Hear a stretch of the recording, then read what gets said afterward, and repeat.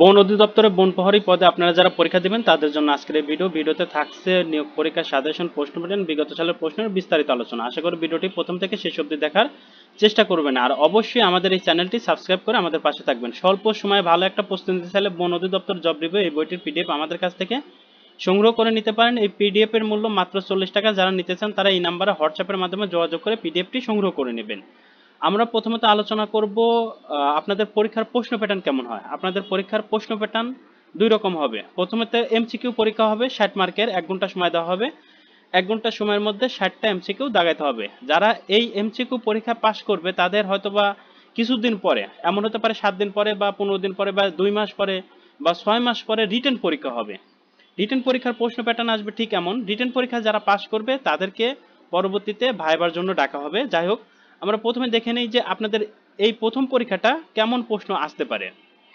আপনাদের প্রশ্ন আসবে 4টা টপিকস থেকে: বাংলা, ইংরেজি, গণিত, সাধারণ জ্ঞান। এই 4টা টপিকস থেকে প্রত্যেকটা টপিকসের উপর 15 মার্ক করে থাকবে। বাংলা 15, গণিত 15, ইংরেজি 15, সাধারণ জ্ঞান 15 মার্কের। তো বাংলার ক্ষেত্রে কোন কোন টপিকস বেশি গুরুত্ব দিতে হবে এই বিষয়টা আমরা লাস্টের দিক দিয়ে জানিয়ে দেব। তবে প্রথমে আমরা প্রশ্ন আলোচনা করি। রাজীব বাংলা ব্যাকরণে ভালো, এটি কোন কারক? তাহলে ব্যাকরণে কারক থেকে প্রশ্ন আসছে, এটা অধিকরণ কারক। নিম্নে কোনটি পর্তুগিজ শব্দ? পর্তুগিজ শব্দ পাউরুটি। পাউরুটি শব্দটি পর্তুগিজ। তাহলে ভাষা মানে শব্দ থেকে প্রশ্ন আসতে পারে।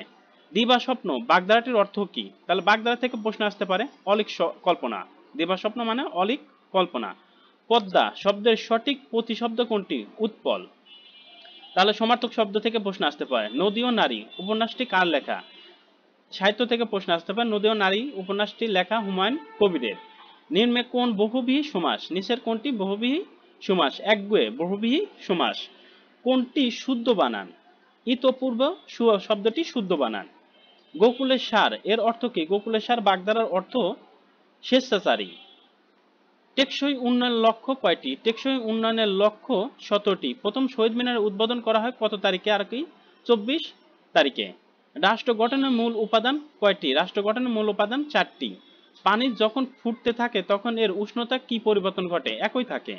7জন বীরশ্রেষ্ঠর মধ্যে প্রথম শহীদ হন কে? প্রথম শহীদ হন মুন্সি আব্দুর রব। বাংলাদেশের প্রথম ভৌগোলিক নির্দেশক পণ্য কয়টি? জামদানি। বাংলাদেশের প্রথম ভৌগোলিক নির্দেশক পণ্য কোনটি? জামদানি। কোনটি green house gas? Carbon die oxide. কোন নদী উৎপত্তি সিকিমের পাহাড়ি এলাকা থেকে?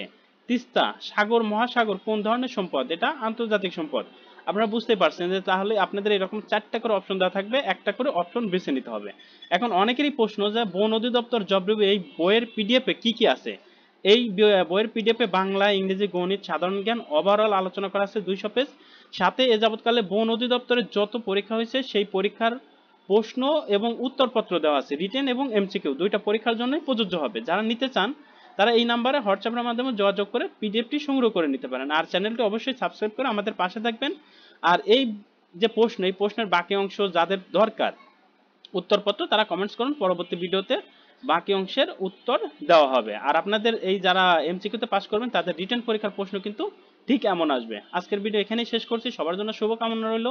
তবে সবাই যদি 100% প্রশ্ন কমন পেতে চান তাহলে এই সবগুলা বইয়ের পিডিএফ আমাদের কাছ থেকে সংগ্রহ করে নিতে পারেন। সবগুলা বই পড়লে 100% প্রশ্ন কমন পাবেন। যারা নিতে চান তারা স্ক্রিনশট দিয়ে এই নাম্বারে হোয়াটসঅ্যাপে যোগাযোগ করতে পারেন। আর যাদের বই দরকার তারা যে কোনো লাইব্রেরিতে যোগাযোগ করে বইগুলো সংগ্রহ করে নিতে পারেন। এই মুহূর্তে আমাদের কাছে কোনো বই নেই।